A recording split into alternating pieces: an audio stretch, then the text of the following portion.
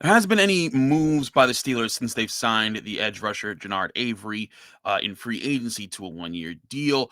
We're not going to talk about free agency. We're going to take a break from that because we've talked a lot about that over the past several weeks. But what we are going to talk about here on the Locked On Steelers podcast is Mike Tomlin's comments about Brian Flores and minority coach hiring in the NFL. Because some of what he said, one, honored the Rooney family for how they've handled the situation, two, addressed Brian Flores' specific situation, and how black and minority coaches have been given opportunities or not been given opportunities in the NFL, and his outlook on how things need to change or if they even will. Joining me to talk about that will be Josh Taylor of KDKA TV here in Pittsburgh. It's going to be a fun episode on the Locked On Steelers podcast. I'm your host, Chris Carter. Let's get into it. You are Locked On Steelers, your daily Pittsburgh Steelers podcast, part of the Locked On Podcast Network, your team every day.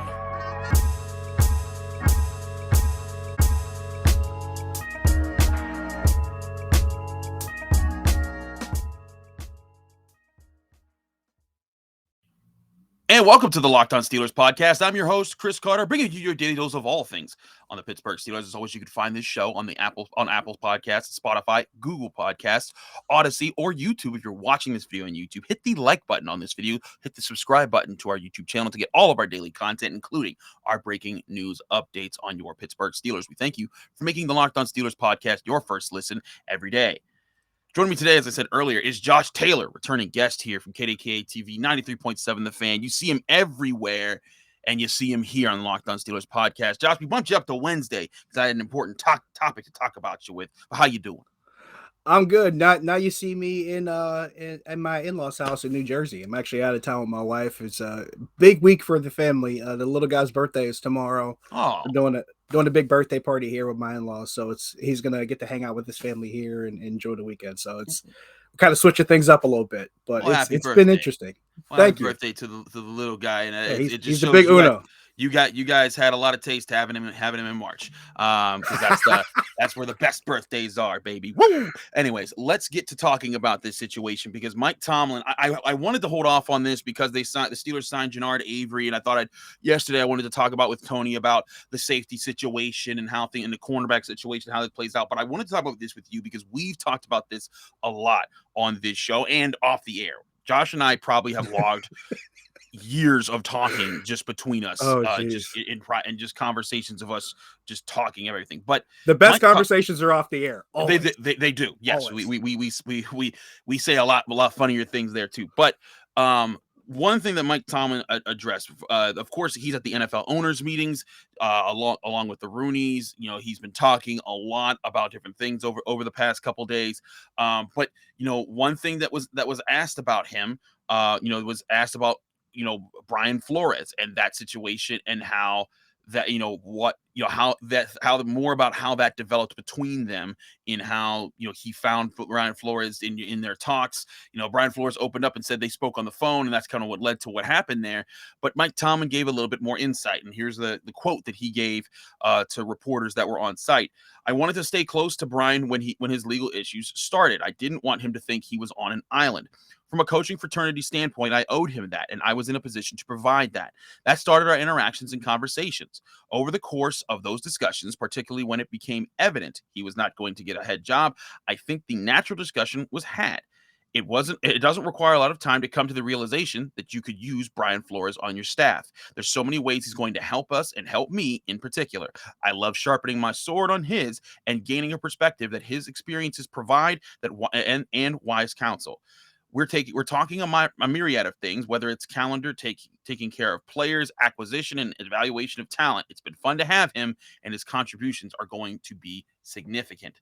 Now, Josh, when he was hired, there was a lot of criticism because some people, there's some people that view Brian Flores in a bad light because of how he left the Miami Dolphins, and not just left, but how he's suing the Miami Dolphins, and he's suing the NFL for discrimination against minority head coaches and black head coaches or black head coaching candidates in particular. But you look at what Tomlin's talking about here, and there were a lot of people that assume, oh, this is the Steelers doing the Rooney Rule thing. They're grabbing him for that. But it was always clear Brian Flores is a heck of a coach. A lot of people respect him wherever he was going to land. There was a lot of talk before this lawsuit came out. Who's going to land Brian Flores? What head coaching job opportunity was he going to get? And then when that lawsuit came out, it was assumed he wouldn't work in the NFL maybe ever again until the Pittsburgh Steelers hired him. And like Tomlin said, you don't got to think too hard about how he's going to impact the team.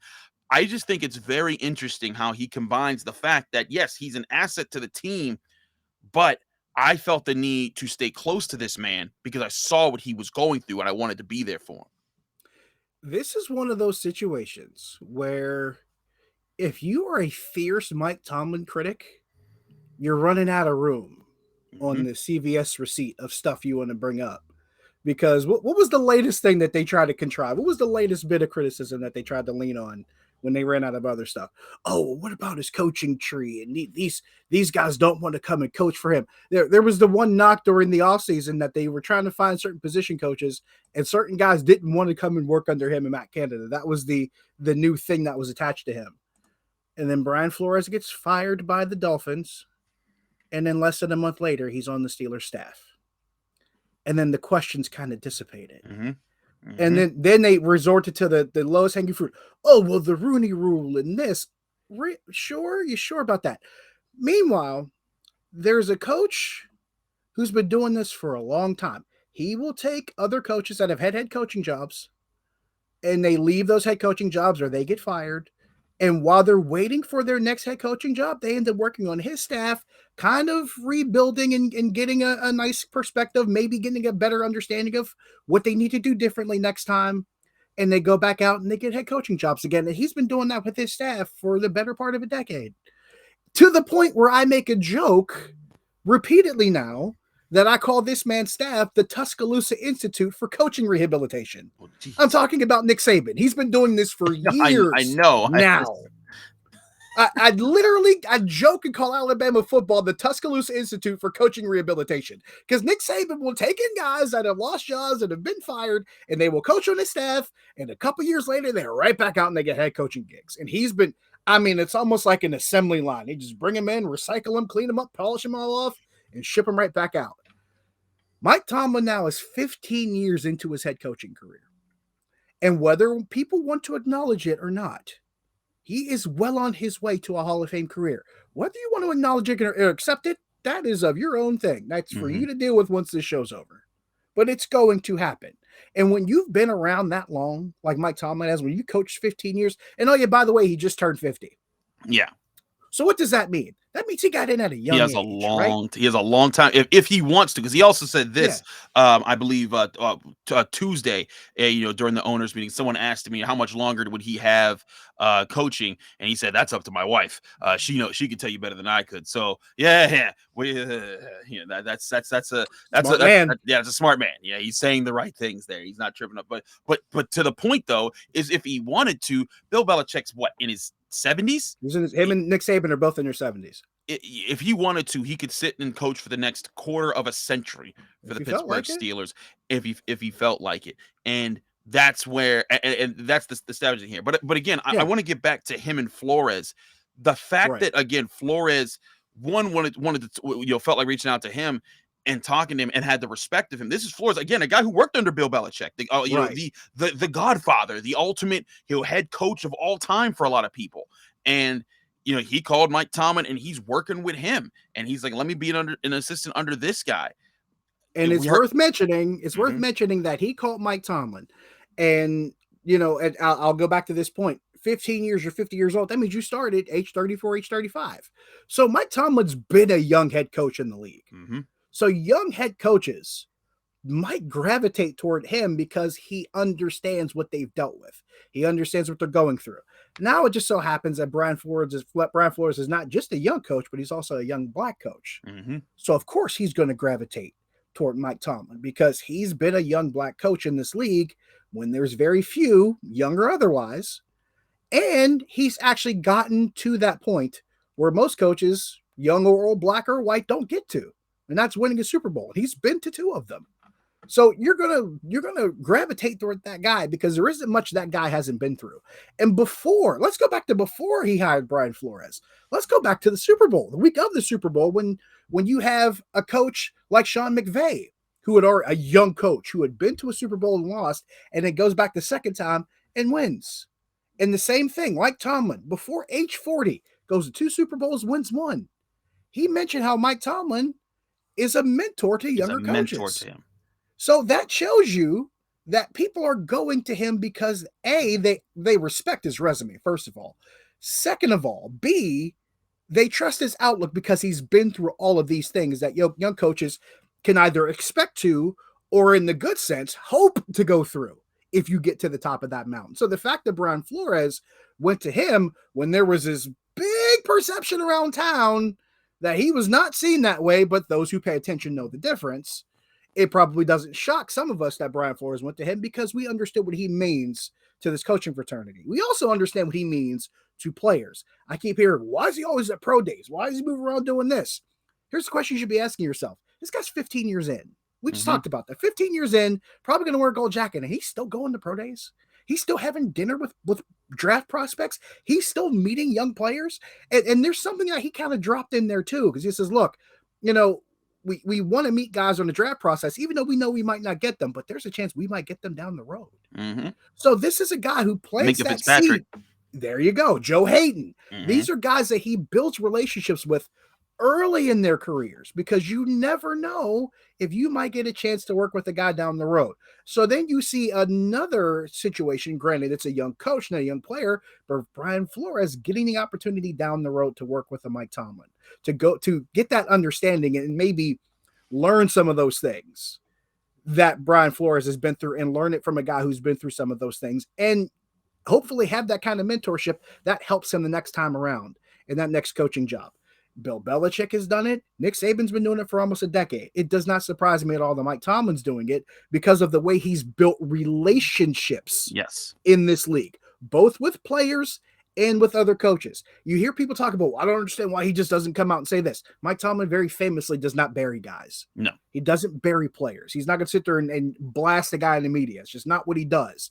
And players respect that. They see that. They notice that. Other coaches see that. They respect that. They notice that. And that's why players say, yeah, I'd love to play for Mike Tomlin. That's why you can call a guy like Miles Jack and say, hey, you want to be a Pittsburgh Steeler? Sure. And he says it was a done deal. And you can rest assured Mike Tomlin does blast players. We have been told by several players how he talks to them when they do not play up to snuff in the locker. They've been very candid about that. Yeah, it's just not publicly. You're not going to hear it on the soundbite. He's not going to tell the media that, but he's going to let them know in their meetings. It's not going to take up column inches or soundbite time. Exactly. He's going to keep it in-house. Right. He's going to keep it in-house. He knows how to reach guys in a way. First of all, he knows how to reach guys. He knows when to reach guys.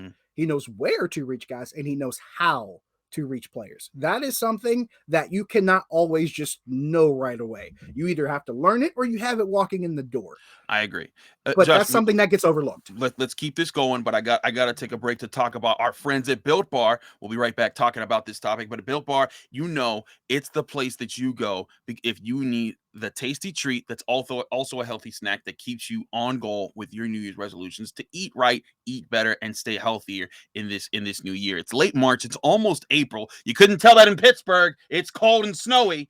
But hey, we're here and you're trying to do better. So how do you do that? You get Built Bar. Built Bar is the amazing Built Bar protein bar that tastes like a candy bar. And if you try the new Puffs flavors, they're the first ever protein infused marshmallows. They're covered in 100% real chocolate. On the inside, they're fluffy and marshmallowy, and they're a tasty treat that can come in different flavors like cinnamon churro, coconut marshmallow, banana cream pie, and so many different awesome flavors. And if you want just a regular Built Bar, you're in luck because they have so many different flavors and they all taste amazing.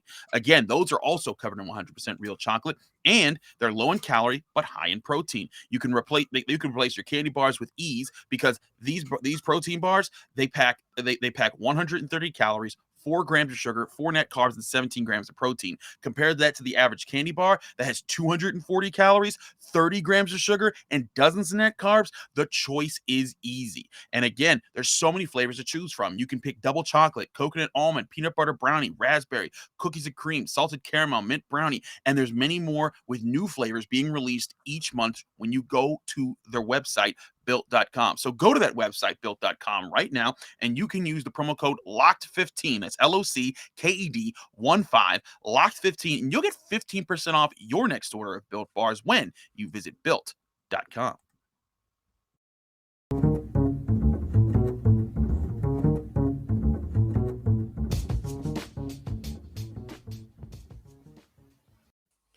Back here on the Locked On Steelers podcast, I'm your host, Chris Carter, and we're going to continue talking about the situation with Mike Tomlin and how he was speaking about things. Because also, Josh, he didn't just address Brian Flores. He addressed the hiring situation and practices when it came to black and minority head coaches in the NFL as a whole, which is, again, that's the whole point of Brian Flores' lawsuit. And this is what I thought was the most interesting part of all the stuff that we've been hearing, about Mike Tomlin and about this stuff. And Brian Flores is an important part of it, but the Steelers, him talking to Brian Flores and then the Steelers signing him shows his support, but then he vocalizes his support of him and says, I wanted to be there for him because of their coaching relationship and because of the level of talent that he brings. But also you come out and you make a statement like this that basically lets the NFL know what he thinks of their hiring practices. But when asked about the NFL making any changes that produce any actual results, Mike Tomlin says, I quote, I haven't been in any discussions, and no, I don't have any level of confidence that would lead to me to believe that things are going to get better. I'm more of a show me guy than a guy who sits around and talks about things. Now, that's a pretty strong statement from Mike Tomlin about how he sees things playing out when it comes to coach hiring practices in the NFL and the opportunities. And this is to go along with, during these owners' meetings, the NFL has now released a new rule saying that all NFL teams have to have a minority offensive assistant, whether it is a person of color or a woman on the team, because offensive assistants, tracking wise, rise faster in the NFL and get more opportunities to get to the head coaching position. But when it comes to this, Mike Tomlin's words, he's bringing up, yeah, okay, this is great that you have this policy, but there's already been a Rooney Rule. There's already been a Rooney Rule 2, and I guess you could call this the Rooney Rule 3. The policies aren't the problem. It's the people making the decisions. And I know there's a lot of people saying out there who say, shouldn't the best person for the job get the job, and shouldn't it not be about race? That's exactly the point. That there's been plenty of black and minority coaches who have been the candidates, better candidates, and not been given the opportunities. Adam Gase has gotten jobs twice in the NFL.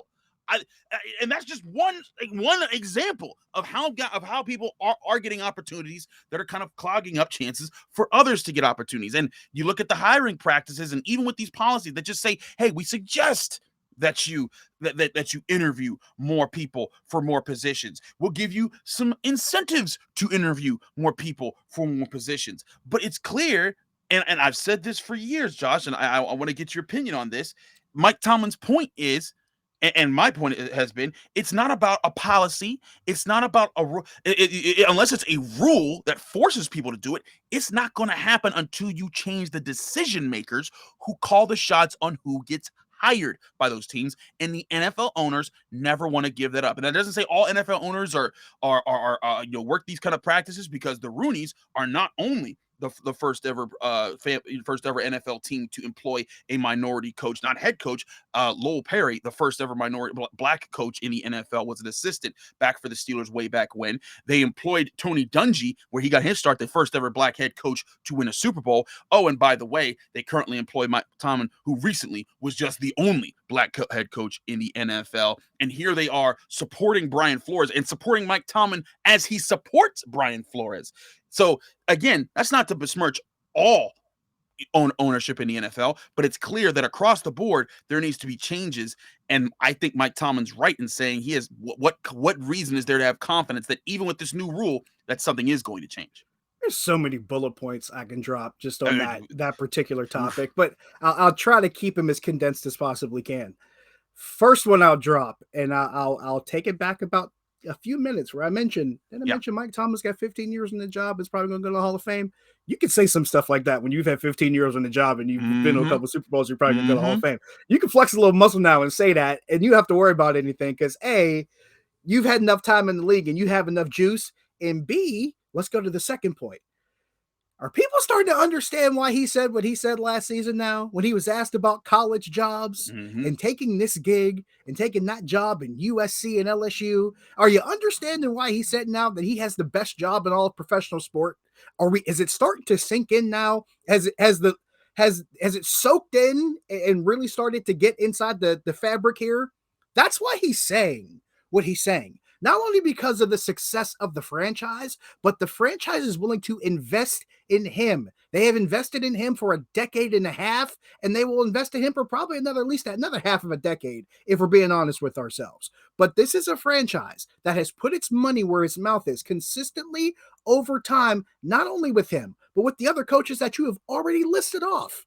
So when you have a Mike Tomlin who's in this position to not only bring in a Brian Flores in the middle of the situation he's in, but then you also mentioned this rule where you have to have minority offensive coaches. Guess what? He's already got 3 on the offensive side of the ball, and he just brought in a new one in Frisman Jackson.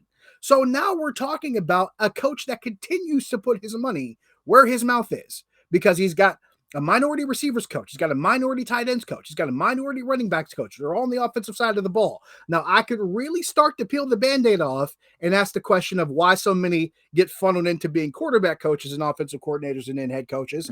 But that's a whole nother topic for a whole nother show. And I'll let people figure that out for themselves. I want to keep this show to like 35 minutes, Josh. Right. But I'm just going to plant that seed and y'all can water it later.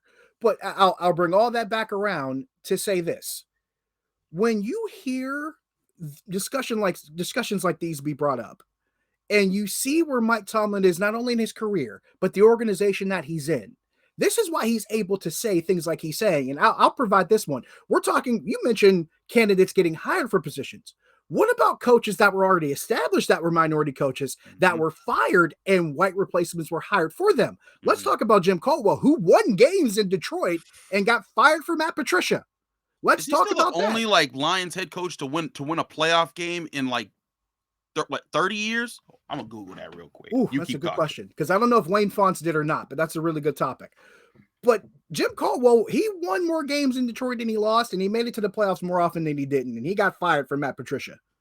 And I've always been asking this question: why do bad teams always seem to make the worst coaching hires, and why do they never seem to learn from them? He went to the playoffs. That's what it was. Why do the teams that make bad coaching hires, why do they never learn from them?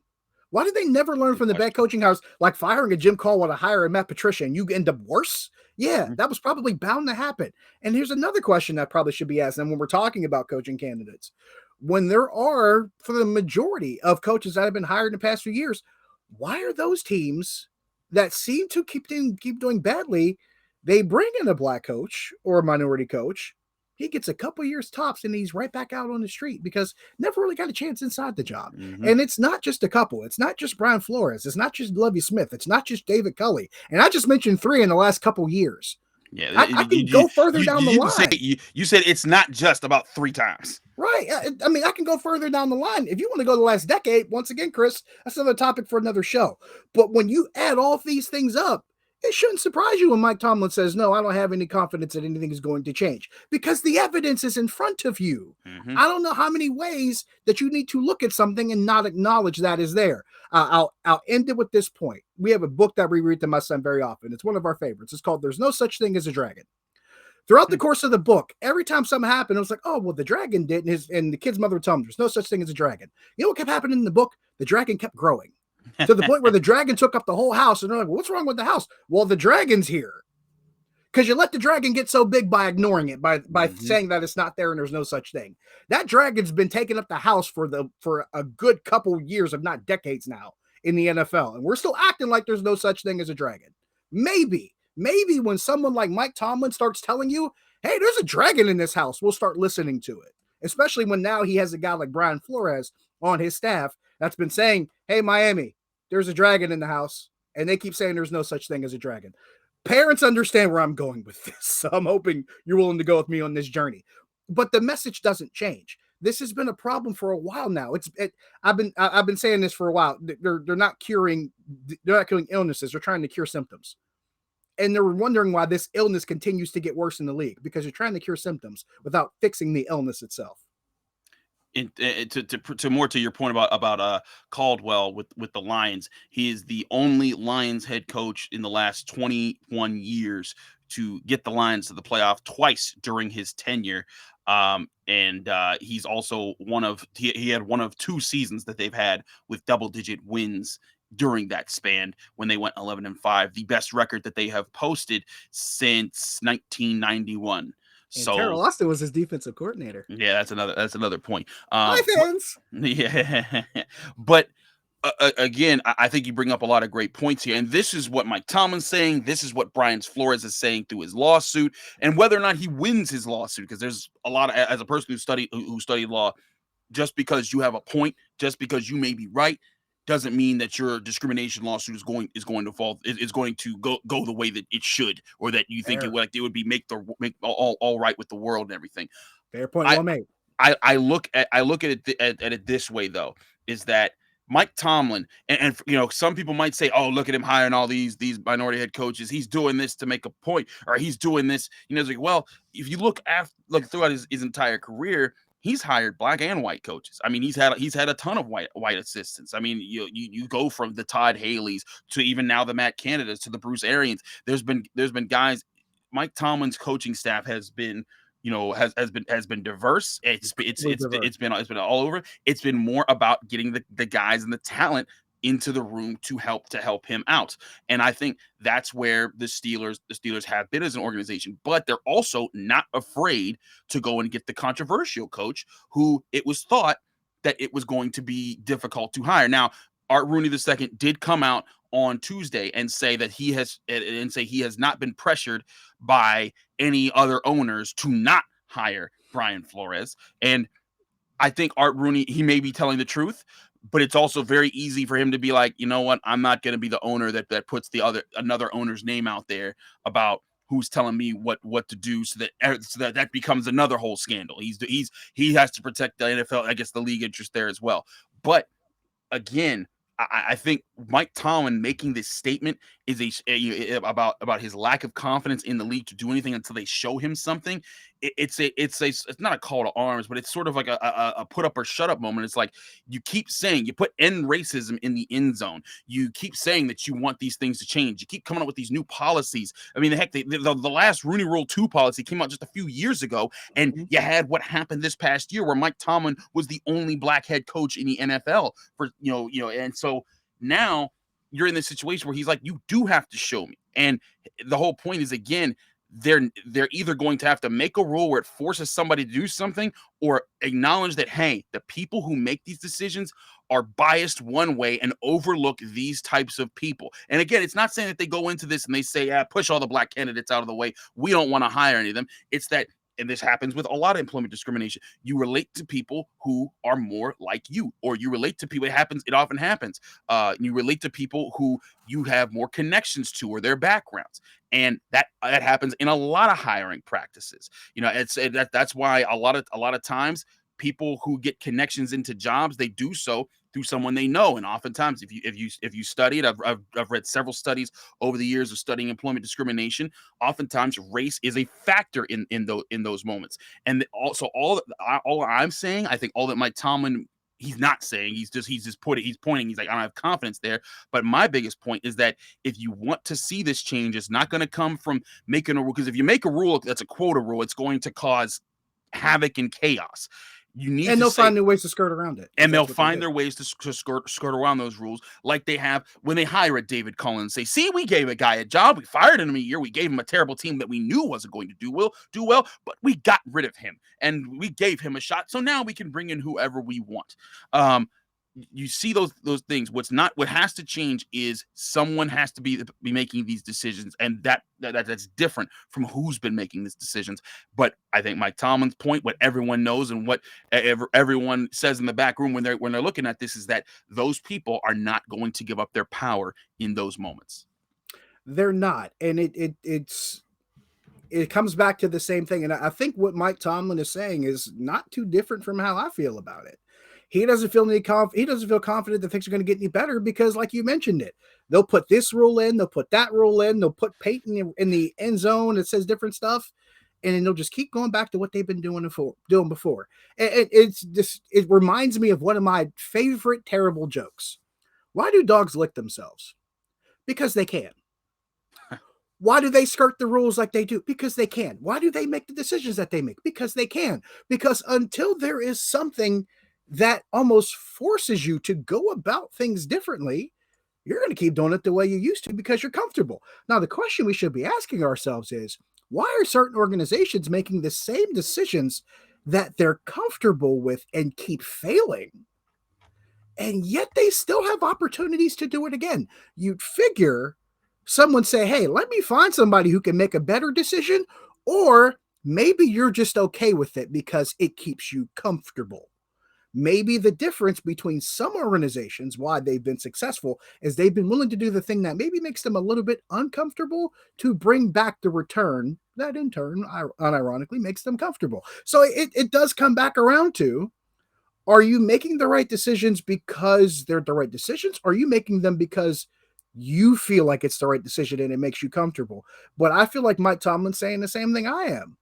I'm not convinced that you're not going to fix anything because you're not trying to cure the illness. Until you stop trying to just, alleviate symptoms and cure the actual illness, of course the body's not going to get better because they're not trying to cure the illness. They're just trying to alleviate symptoms.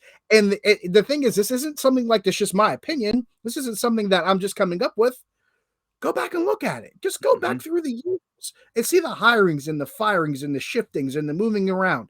You can find all this stuff. I did research on it a couple months ago because there were questions about this being raised, and nothing has changed. And someone make the argument that things may have gotten worse as far as some of these hiring practices, because David Kelly is a good example of why things may be getting worse. Lovie Smith, although being a pretty competent coach during his NFL days, might be an example of why things are getting worse. Because let's be honest, Lovie Smith is in Houston. All it's going to take is 1 or 2 bad years in Houston, and I probably expect Houston to be right back going back to that same old well, trying to make another coaching decision because they're a team that doesn't seem to get any better because they can't make the right decisions and someone else suffers for it. So I like to look at things from a different lens sometimes. Not always, why aren't they hiring these kind of people? Why aren't you making different decisions that yield you different results? Maybe that's the way you should look at it. Maybe that's the different approach they should take instead of, oh, let's hire this guy's assistant, or let's hire this guy's assistant, or let's hire this guy that used to coach here, or let's hire this guy that runs this offense, or let's hire this guy just because he's an offensive coach, or just because he runs this particular quarterback system. How about you just try something different that might be different than what you tried before and didn't work? Yeah. Why don't we go there? Why don't we have more creativity in how hiring is done instead of, oh, let's follow this trend or follow that trend because it's the easy thing to see and try to replicate? How much have we talked about the NFL being a copycat league, Chris? It ain't just all the time. Players, it ain't just in the locker room with coaches, and it ain't just in the front office of GM.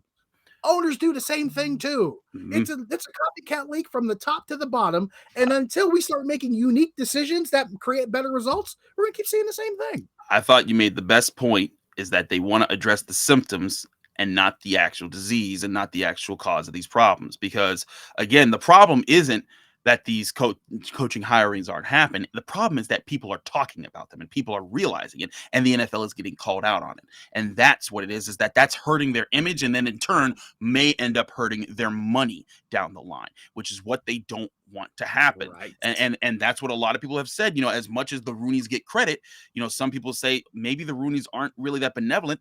They see what's coming and they're trying to help the NFL avoid this and appease these things without actually solving the problem, which again would involve changing the decision makers. I think Bomani Jones has made some really good points about that over the years. He's talked about that a lot, whether on the Right Time podcast, Game Theory, on HBO Max, or wherever. So all that being said, There's a lot to talk about this topic. We're already way over the time that I want to be at, but we still have one more second to talk about because I want to talk to y'all about these overtime rules that have now been proposed and approved to see how things are going to go in the NFL. We'll talk about that in just a second here. But first, I got to talk to you guys about rockauto.com. You can save time and money when you visit Rock Auto.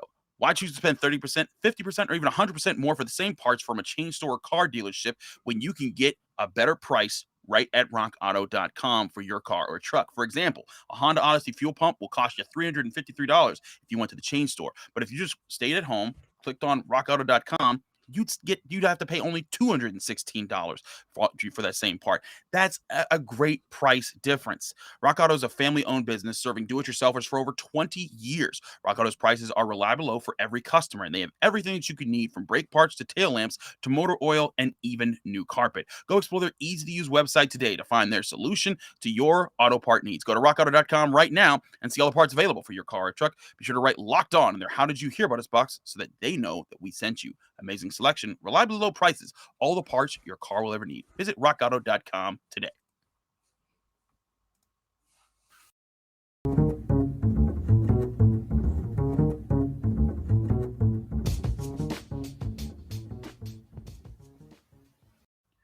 Wrapping up here on the Locked On Steelers podcast, I'm Chris Carter. He's Josh Taylor. Wanted to take things off of the coaching hiring carousel and all the things that go on there to talk about the overtime rules a little bit, because I don't think this is as big of a topic. That's why this isn't one I'm going to lead a show with, but I think it's worth at least mentioning on the show. So, of course, there was talk about this during this offseason because of mainly the showdown between Patrick Mahomes and Josh Allen with the Chiefs and the Bills, where the Chiefs and the Bills were back and forth and back and forth and back and forth, and no one could stop their offense at the end of the game. And then the Chiefs won the coin toss, walked down the field, scored a touchdown, and the game was over. And a lot of people were saying that's not fair. Josh Allen should have had a chance as well. And then the counter argument, of course, then is, well, the defense should have stopped him if that's the case. But in today's NFL, and at least in my view, it's clear the offense clearly gets favored in the rules. Offenses are helped more, and when you're that late in games as a defense, you've already thrown probably the kitchen sink at an offense to stop them for 4 quarters. So they've seen a lot of what you have, and it becomes that much harder to stop them. It doesn't mean that you shouldn't, but it is a challenge. So the NFL had been mulling over whether to do things. Now, they have approved a new rule change, which isn't going to take effect in the regular season, will take effect in the postseason as a sort of test run for this situation. Mandy Night TV tweeted this out. She said, finally, NFL owners approved a modified overtime rule for postseason only, where both teams will get a possession in overtime. And she said, since 2010, there have been 12 overtime games in the playoffs, and 10 of those 12 games, the team who won the coin toss won the game. Josh, I think this is important. I don't think that games should be overly, just stretched out and made to be longer just to make them longer. I do think that the safety of players needs to be considered, but I think you have a better product when you give both offenses a chance to score and both defenses the chance to end the game. Because here's one thing is that if your defense goes out there and gets a stop and then your offense gets to score, you win, and vice versa. There's that pressure there. I think that's a better balance where teams do have to play defense. It's not making the defenses irrelevant, but it's giving both teams the fair chance of offense and defense to win a game. That's exactly how I feel about it. I feel the same way. Both teams now, okay, you might get the ball and score in your first possession, but now you got to stop them too. You don't just get a chance to score on one side of the ball. You got to do it with both. I feel that way about it. I also agree. When the rules continue to skew towards favoring the offense during the course of the entire game, now all of a sudden we're just going to give them the entire advantage when the game is on the line the most. It just doesn't seem consistent to me. So that's another reason why I felt that way. Plus, I'm one of those people that feels like things should be as uniform and consistent as possible.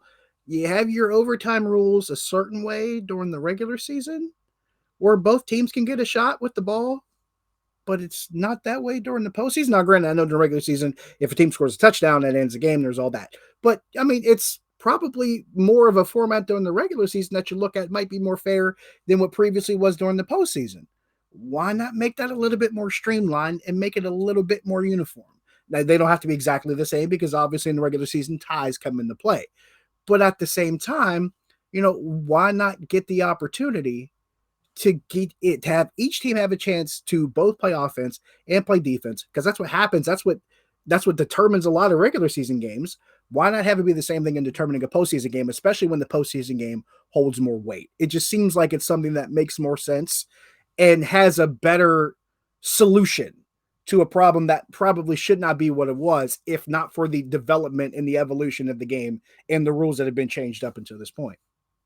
I agree with you. It's something that has to develop because, I mean, like you're talking about, there's been developments, there's been evolution. It used to be if you had a field goal, it's over, and that was extremely unfair. I mean, that was just ridiculous. Yes. for years. But it's part of the evolution of the game. If you're going to emphasize offense, you need to give a chance for both offenses to be emphasized. Exactly. And I mean, I'll be intrigued to see how this goes out, but I also want to see, if this works, if we get it, we might not get an overtime game these next playoffs. We might not see this rule, but if we do, and you see both teams score, or one team score and one team not, and you see some excitement from that, I think that's going to jerk this conversation a little bit further. And then all I ask is don't do the 2-point conversion thing like college football. Don't do that. It's awful. That's all I ask. See, I love it. I love that drama. I want one play, baby. Just give me a one play, and if you get in, you're great, and if you're not, you lose. But to Josh's point, it does get maddening when you watch it in college, and I think when you had to watch Penn State and Illinois. You don't want to watch that again. Listen, I was in Pitt press box as that was happening, and I was like, "Go, just make it longer," because I didn't have to cover it. It was awful. But again, this is something Arthur Moats pointed out whenever I've talked to him about this. Of course, former Steelers linebacker. You can hear him with Wes Euler on Steeler Nation Radio. But Arthur Moats pointed out, he's like, "Listen, man, the NFL don't need to make games longer just because they don't tie. Because you got to think about players' bodies, and when we get to that fourth quarter, we're beat up. And if you give us 2 overtimes in the regular season, that's just going to further the chances for injuries and a season that already been long, it made to be longer with an extra game. So you would know. Yeah, I think the rule is fine because right now it's going to be just playoffs, and it won't necessarily extend games. It'll give you a chance to it will extend games if someone scores in overtime, but it won't be something that makes it have to be that much longer. It's going to be about, hey, all right, let's make that. I think that's a sacrifice again in the playoffs to make sure that you actually get the better team moving forward. Josh, we're way over our time. Thanks so much for joining us here on the Locked On Steelers podcast. Let people know they can find you, follow you, and get more of your work. Josh Taylor HD, Facebook, Twitter, Instagram, you name it, I'm probably there. Absolutely do follow him. He does great work. I'm Chris Carter of the Locked On Steelers podcast. You can follow me on Twitter and Instagram at Carter Critiques. You can also check out this show, the Locked On Steelers podcast, on Apple, Spotify, Google Podcasts, Odyssey, and YouTube. Like this video if you enjoyed it. Hit the subscribe button to our YouTube channel for all of our daily content. We'll be back tomorrow with Wes Euler. He'll be back on the show. We're talking all things Pittsburgh Steelers right here on the Locked On Steelers podcast.